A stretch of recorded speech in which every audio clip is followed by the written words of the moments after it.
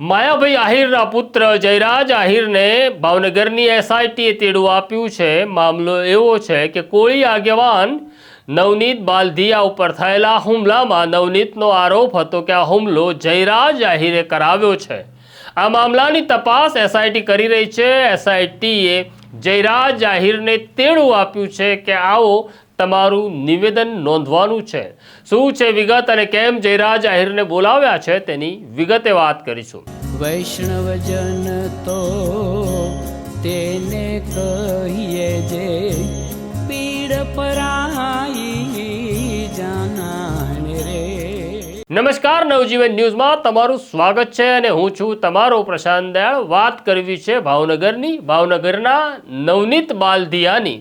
કોળી યુવાન ઉપર અચાનક હુમલો થાય છે અને કોળી યુવાન નવનીત બાલધિયા આરોપ મૂકે છે કે આ હુમલા પાછળ જયરાજ આહિર છે। આ મામલે હમણાં સુધી એસઆઈટી 10 કરતાં વધુ આરોપીઓની ધરપકડ કરી ચૂકી છે। શરૂઆતના ગાળામાં ભાવનગર પોલીસે તપાસમાં કરેલો વિલંબને કારણે સમગ્ર મામલો ગાંધીનગર સુધી પહોંચ્યો।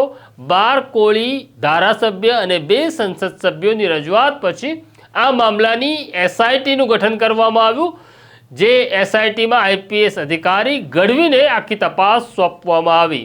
આ એસઆઈટીનું સુપરવિઝન કરી રહ્યા છે ભાવનગરના રેન્જ આઈજી ગૌતમ પરમાર। જાણકારી એવી મળી રહી છે કે એસઆઈટીએ નવનીત બાલધિયાના નિવેદન પછી નવનીત દ્વારા પૂરા પાડવામાં આવેલા પુરાવાની તપાસ માટે એસઆઈટીએ જયરાજ આહિરને તેડું આપ્યું છે કે આવો તમારું નિવેદન નોંધવાનું છે।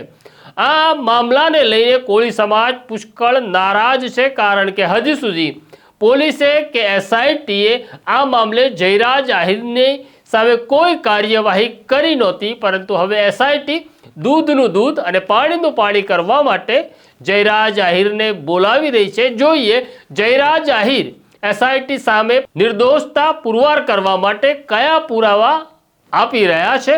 તો આ પ્રકારની સ્ટોરી જોવા નવજીવન ન્યૂઝ જોતા રહો, લાઈક કરો, શેર કરો અને અમારી ચેનલને સબસ્ક્રાઇબ કરવા બેલ આઇકોન દબાવી દો।